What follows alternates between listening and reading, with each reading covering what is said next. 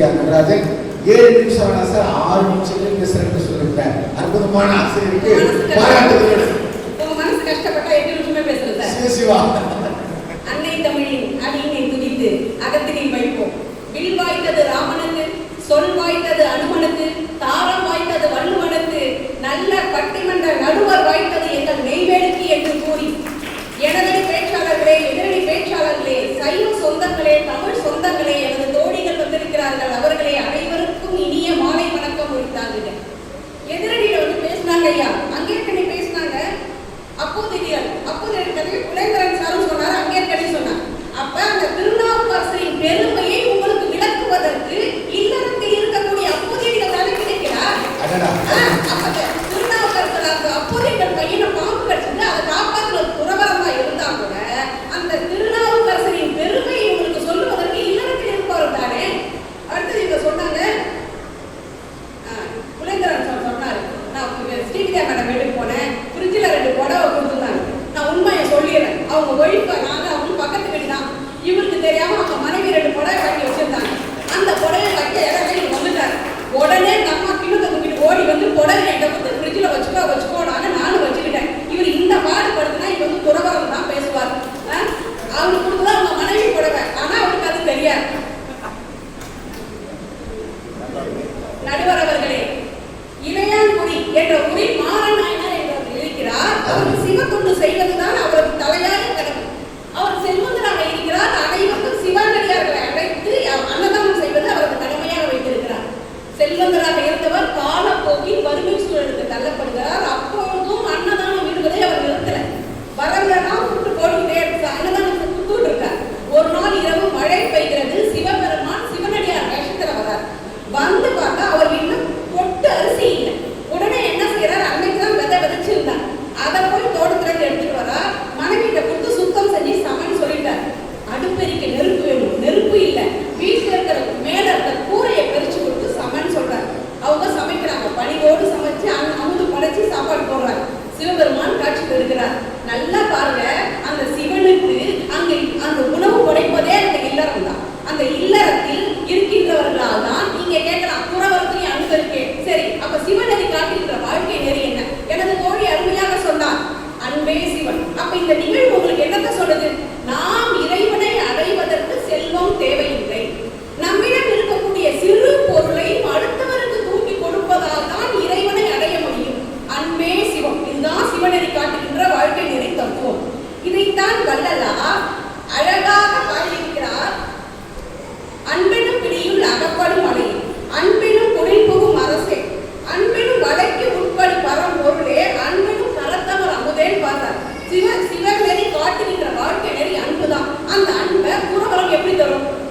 ஒரே ஒரு முறையும் அன்பே தரேன்னு சொல்லும். ஆனா இல்லறம் எப்படி தரும்? உணவு போடும், உடை தரும், உறைவிடம் தரும். அப்ப அந்த சிவநெறிக்கு காட்டுகின்ற அன்பை அதிகமாக தருவது இல்லறமா துறவரமா? உங்களது துறவரத்தில் இயந்திரத்தினம் இருக்கும். பூஜை புனஸ்காரத்துல தள்ளி போச்சுன்னா கோபம் வரும். ஆனா இல்லறம் அப்படி இல்லை, விட்டு கொடுக்கும், தியாகமான பண்பை இருக்கும், பொறுத்து போகும். இந்த குணத்தை எல்லாம் இல்லறத்தில் இருப்பவர்களுக்கு தானே வரும், துறவரத்தில் இருப்பவர்களுக்கு கோபம் தானே வரும். அப்ப சிவநெறி காட்டுகின்ற தத்துவம் அன்பு. அந்த அன்பை நாங்க எப்படி கொடுக்குறோம்? உணவு தரோம், உடை தரோம், உறைவிடம் தருவோம். உங்க துறவரம் வெறும் அன்பை தரும். அது எப்படி இயந்திரத்தனமாக இருக்கும் போது, அதுவும் இல்லாம சரிங்க எல்லாரும் துறவரம் போயிட்டா இந்த சைவநெறி எப்படி தழைத்தோங்கும்? இந்த உலகம் தழைத்தோங்க இல்லறம் வேண்டாமா? இல்லறத்துல இருந்தாலும் அப்பா புள்ளியமா பையன், அவன் மகன் என்று இல்லறத்தில் இருந்தாலும் சிவநெறியை நம்ம கொண்டு வரலாம். நீங்க எப்படி துறவரம்? நான் மட்டும் சாமி கும்பிட்டுட்டேன், நான் ஒரு 10 சீடரை உருவாக்கிட்டேன், சரியா போச்சா? தலைமுறைக்கு இளைய தலைமுறைக்கு சிவ பக்தியை யார் சொல்லி தருவார்கள்? அப்ப இல்லறத்தில் இருக்குதானே. ஏமா கல்ல ஒரு கல்லு சொத்தம் இருக்கலாம், அதுதான் கல்லையே சொத்த கல் இருக்கு, நான் கல்லையே இருக்க மாட்டேன். ஒரே கத்திரிக்காய் சொத்தையா இருக்கு, நான் காய்கறியே வாங்க மாட்டேன். இந்த 2 பேர் நம்பாதீங்க, நம்பாதீங்க. 2 பேரும் சார் குலேந்திரன் சார் போன வாரம் வெயில்ல போய் சொட்டர் வாங்கினாங்க. நான் கேட்டேன், என்ன சார் சம்மர் சீசன்ல சொட்டர் வாங்கிங்க? காஷ்மீர் டூர் போறோம். யார் நானும் என் மனைவியும் ஒரு வாரம் போயிட்டு வந்து இந்த தூரம் வரோம், பார்த்துக்கோங்க. ஆமாயா இல்ல போய் சொல்லக்கூடாதுல்ல. அவங்க என்ன தலைப்பு தெரியாம கொடுத்துட்டாங்க, நாங்க உங்க பக்கமா பேசணும்னு சொல்லிட்டு போங்க. இந்த அம்மையா அங்கே இருக்க அம்மையா வீட்டுல சாப்பிட்டீங்களா? எங்க இருக்கீங்க? ஃப்ரிட்ஜை மூட்டீங்களா? ஆப்பிள் சாப்பிட்டீங்களா? காஃபி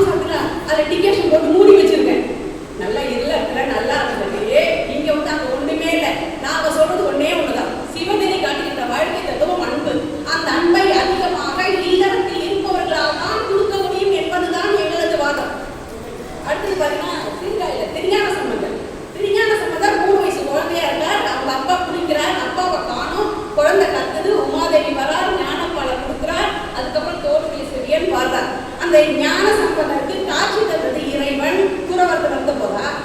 இல்ல இல்லறத்துல இருந்த போதான காட்சி கொடுத்திருக்காங்க. சரி, இந்த திருஞான சம்பந்தர் வளர்க்கிறார். அப்ப வந்து சிவனேச செட்டியார் ஒருத்தர் ஒரு தன் மகளை திருஞான சம்பந்தருக்கு கொடுக்கணும் வளர்த்துட்டு வரார். அந்த பொண்ணு பேர் பூவாவை. அது பாம்பு கட்சி துரதிருஷ்டவசமா இறந்துருக்கு. அந்த எலும்பு சாம்பல் எல்லாம் ஒரு குடத்துல வச்சிருக்கார். திருஞான சம்பந்தர் வந்தோம்னா நீங்க என் பொண்ணை உயிர்ப்பிச்சுட்டாங்கன்றார். திருஞான சம்பந்தர் பதிகம் பாடி அந்த பூவாவை இந்த பெண்ணை உயிர்ப்பிக்கிறார். இப்ப சிவனேச செட்டியார் சொல்றார், நான் உங்களுக்காக தான் இந்த பொண்ணை வளர்த்தேன், நீங்க திருமணம் செஞ்சுக்கோ. அப்ப ஞான சம்பந்தர் என்ன சொல்லிருக்கணும்? சிவனடியை நான் அடையணும், நான் சிவனை அடைய வேண்டும் என்றால், நான் முக்தி அடைய வேண்டும் என்றால் நாம் துறவரம் போகணும் அப்படின்னு சொன்னாரா? இல்ல, நான் இந்த குழந்தையை உயிர்ப்பித்ததால் இந்த பூம்பாவைக்கு நான் தந்தையாவேன். நான் தந்தையாவதால் இந்த மகளை என்னால் திருமணம் செய்ய முடியாது. நான் கேட்கறது, எந்த கடவுளாவது திருமணம் செஞ்சுக்காம துறவரத்துல இருக்காங்க?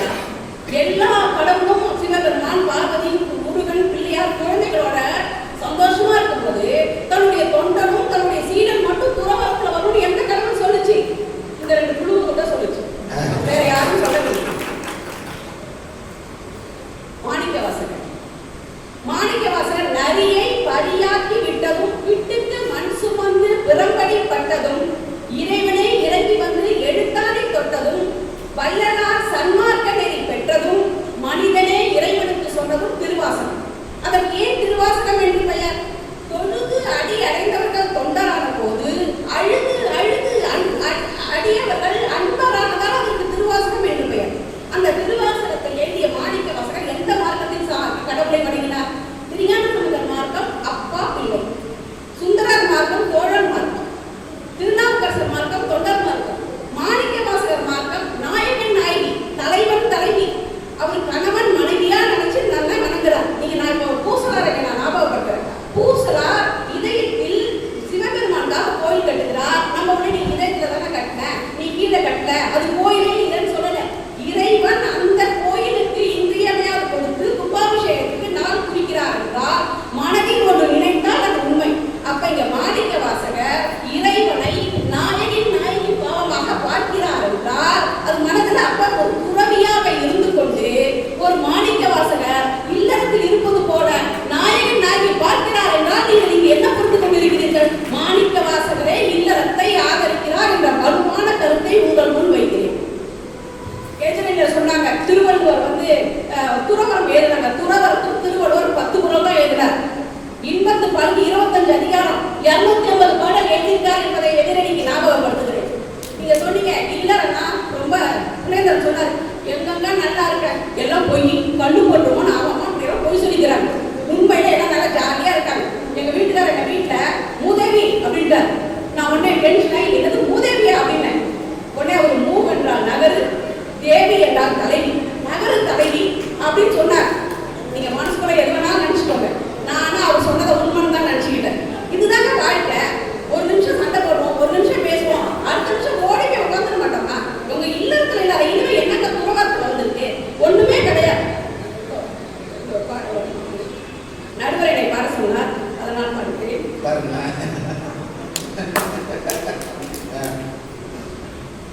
பொன்னை விரும்பும் பூமியிலே என்னை விரும்பும் ஓர் உயிரே, உதய தேடி அலையும் உலகில் இதயம் தேடும் என் உயிரே, ஆலமரத்தின் விடுதினை போலே அனைத்து நிற்கும் உறவு தந்தாயே, வாழை கண்டு அன்னையின் நிழலில் வாழ்வது போல வாழ வைத்தாயே, உருவம் 2 உயிர்கள் 2 உள்ளம் ஒன்றே என் உயிரே. இதை விட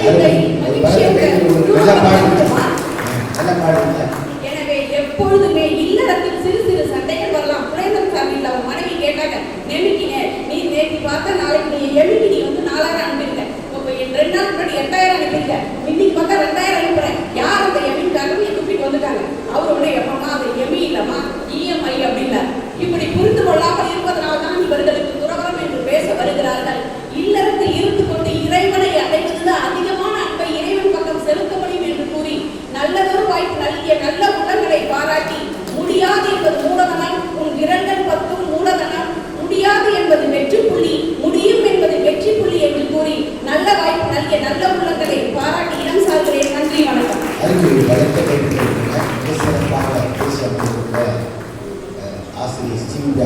வாழ்த்துக்களை சொல்லி மீண்டும் இந்த மிக சிறப்பாக பட்டிமன்றத்தை பேசுகின்ற 4 பேச்சாளர் பெருமக்களுக்கும் ஒரு நல்ல மேடத்தை